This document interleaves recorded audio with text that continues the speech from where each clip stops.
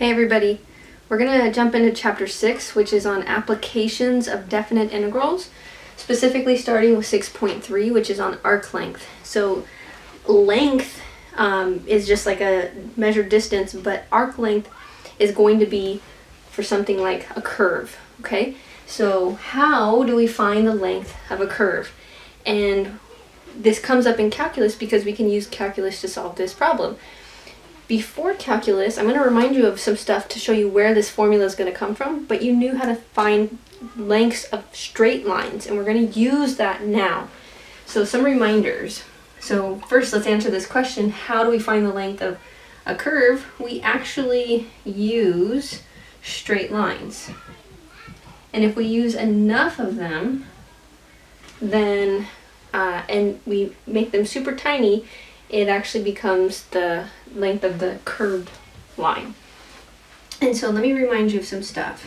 First, we're going to recall if you have a straight line, let's say it goes from point A to B here. Well, if you know this, let's just call it the horizontal distance, maybe we'll call that X, and this vertical distance, we'll call that Y, you can form a right triangle and find out that distance of that straight line. So from your Pythagorean theorem, x squared plus y squared would be this distance squared. And so if you, I'm going to call it L for length. So if you solve, you would say that this length is the square root of x squared plus y squared. So you know this concept, and we're going to use this, and we're going to take little portions of straight lines and put them along our curve to find its length. So if we have a curve, I tried to mirror the same curve. So this is just one version of it. This is the same curve. I know it might not be perfect, but it is supposed to be the same curve. If we have this curve, we can start to approximate the length of the curve if we use straight lines, because we can find measures of straight lines pretty well, the distance of them. And so notice in this first version of my curve, I broke this into 1, 2, 3, 4 straight lines. It would give me a fairly good approximation of how long this curve is. But this would be a better approximation if I used more straight lines. And so the idea that we're going to work with is if we take even more straight lines, like infinitely many straight lines, we can get an excellent approximation of this curve length, and that's what we're going to be doing. So in order to get to that, though, I do need to remind you of another thing. So I had to remind you of the Pythagorean theorem.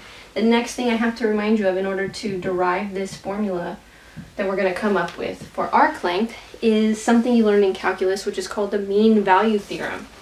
So let me remind you what that said. The mean value theorem, just abbreviate theorem, said that if you had the slope between 2 points, which is just y2 minus y1 over x2 minus x1, it's actually equal to the derivative at some point in between those points A and B. Okay, so that was the mean value theorem. Now what we're going to do is we're going to change the notation a little bit and then manipulate this formula a little, this theorem just a small amount. So the change in y is the numerator, and the way we can denote that is delta y. Delta y is the same as the distance in the y's. And then delta x is the change in x. Okay, and so this is f prime of some point c. We're even going to change that c number to just some x value, because that's what it actually is, the derivative of some x value. So let me erase my curves.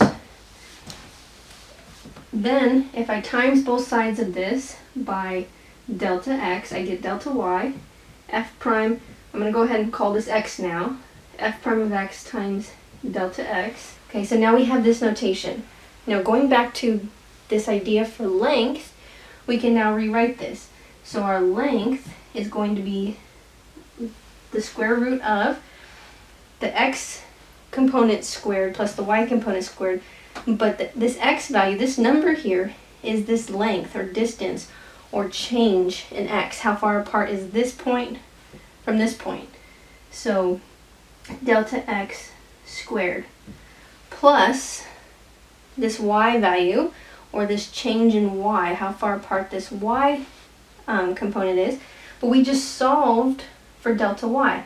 So delta y, which is what I would have put here, is the same as f prime of x delta x. quantity squared.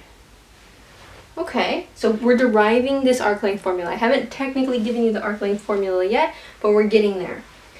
So delta y would have went here, but we substituted what delta y equals. That's the reason why we needed this mean value theorem.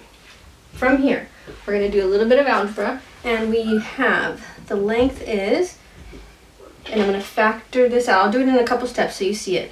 I'm going to factor out delta x squared. From the first term, I'm left with 1. From the second term, I'm left with the derivative squared. So f prime of x quantity squared. Okay?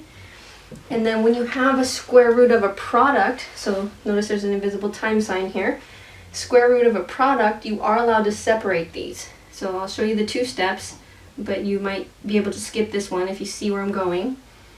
This is f prime of x quantity squared, and then square root of x, delta x squared, the square root undoes the square. This is just delta x times our square root over here, f prime of x quantity squared, and then this is going to be part of our arc length formula. And so I have to also remind you of something about integrals, because this is a formula that's going to involve an integral. But this is going to be very important. This is going to become our integrand for our integral. So we'll get there in just a second. Alright, so continuing, this was the reminder I needed to tell you about. When you learned about definite integrals for the first time, this is actually where it came from. This was the definition. The limit of this Riemann sums is the definite integral.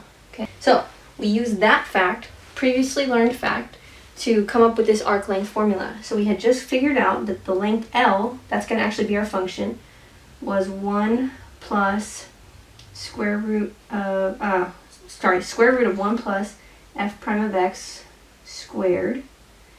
And so this limit, as n goes to infinity, this is like infinitely many little lines or partitions along our curve. This summation becomes a definite integral where this is our function, f of x. Oh, let me put my delta x back here. Okay, that was part of our formula that we just came up with. So this is the definite integral from a to b of square root 1 plus f prime of x squared dx. This is the dx part.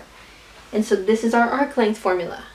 I'll write it more formally, and then we'll go ahead and do an example with it. Okay, our formal definition for arc length or length. First, this is sort of just a fine print statement. The derivative, it has to be continuous where we're looking at our curve, so from a to b.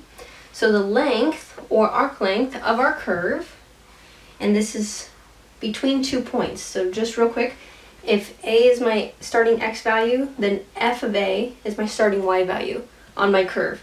And then from that point until b comma f of b. The length of my curve between those 2 points, if f of x is my curve, is L equals the integral from a to b of the integrand we just figured out. Square root 1 plus f prime of x quantity squared dx. And so this is our arc length formula. And we're going to refer to this and use this and figure out some lengths of curves in a few examples.